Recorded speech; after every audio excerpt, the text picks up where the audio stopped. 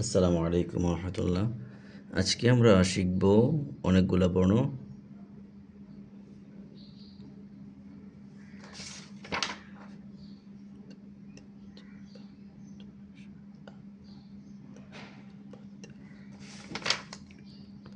আসসালামু আলাইকুম রহমতুল্লাহ।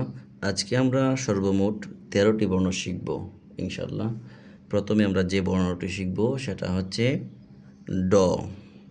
ড আমরা কীভাবে লিখব?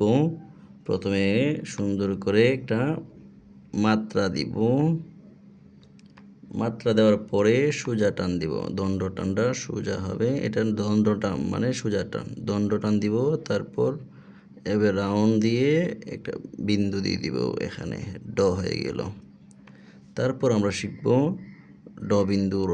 ড বিন্দু র লিখতে প্রথমে ড লিখতে হবে, দণ্ড টান সোজা হবে, দণ্ড টান মানে সোজা দাঁড়িয়ে আছে। তারপর রাউন্ড দিয়ে উপরে উঠবে, বিন্দু দিয়ে দেবে, এখানে নিচে একটা বিন্দু দিলে ড বিন্দু র। তারপর আমরা ঠ শিখব। প্রথমে ড লিখব, প্রত্যেকেই একটানা লেখার চেষ্টা করবেন। প্রথমে ভেঙে ভেঙে লিখে তারপর একটানা লেখার চেষ্টা করবেন। ড লিখে উপরে একটা আমরা উড়নে দিয়ে দিব। তাহলে আমাদের 3টা বর্ণ অল্পতেই অনেক সহজেই হয়ে গেল। আমরা ছ কীভাবে লিখব? প্রথমে হচ্ছে মাত্রা, তারপর হচ্ছে দণ্ড টান, এখানে রাউন্ড দিয়ে একটা বক্রটান হবে। তারপর আমরা এখান থেকে ঠিক এইভাবে উপর নিয়ে লাগিয়ে দিব। চ আমাদের হয়ে গেল। চ বর্ণটা আবার দেখি। প্রথমে দণ্ড টান দিয়ে গণ্ডি টান দিব, তারপর ডেউ দিয়ে উপরে উঠাবো। দেখি, প্রথমে দণ্ড টান, মাত্রা দিয়ে দণ্ড টান দিব, দণ্ড টান দিয়ে গণ্ডি টান, এই যে রাউন্ড শেপ দিয়ে এখানে উঠে। তারপর আমরা সুন্দর করে ডেউ দিয়ে উপরে উঠাবো। এখান থেকে নিয়ে এইভাবে ডেউ দিয়ে উপরে উঠাবো। এই জায়গায় অবশ্যই ডেউ দিয়ে হবে, এই যে ডেউ। চ হয়ে গেল। আমরা স কীভাবে লিখবো? প্রথমে আমরা ছোট করে একটা স লিখব, দণ্ড টান, তারপরে রাউন্ড দিয়ে এখান থেকে ডেউ দিয়ে উপরে উঠে, ঠিক এখান থেকে আমরা 2-এর মতো দিয়ে দিব। স, চ বর্ণ হয়ে গেল। তারপর আমরা কি শিখব? অনুসার। অনুসার একেবারে সহজ। প্রথমে একটা বিন্দু, তারপর এখান থেকে কোনাকুনি টান দিয়ে দিয়ে হলো, বা বক্রটা হালকা বক্র হবে, বাঁকা হবে। তারপর হচ্ছে অনুসারের পর হচ্ছে বিসর্গ, 2টা বিন্দু দিয়ে দিলেই হয়ে গেল বিসর্গ।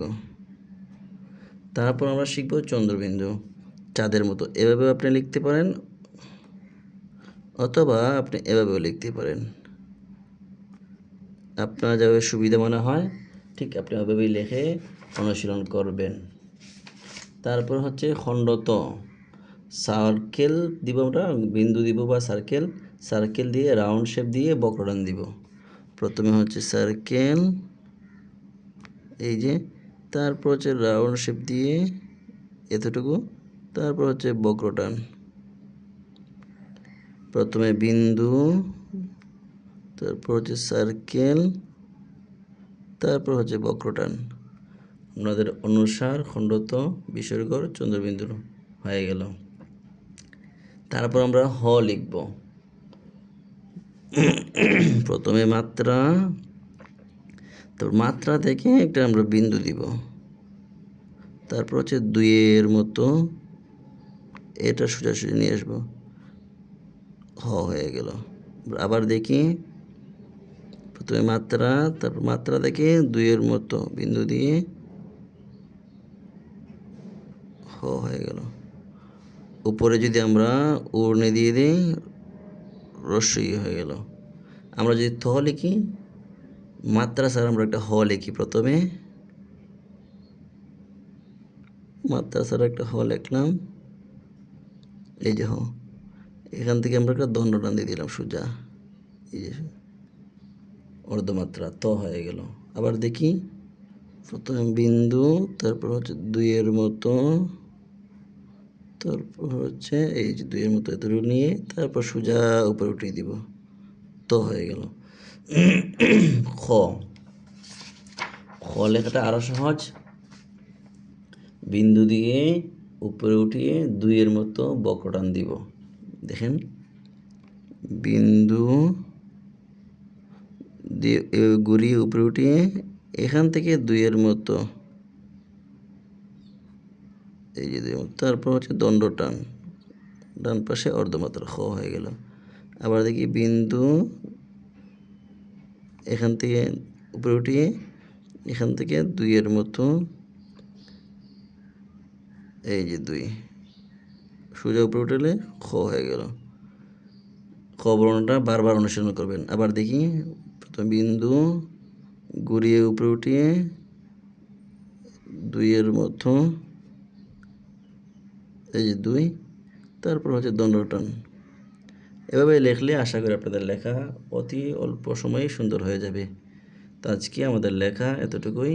সবাই ভালো থাকবেন। আসসালামু আলাইকুম ওয়া রাহমাতুল্লাহ।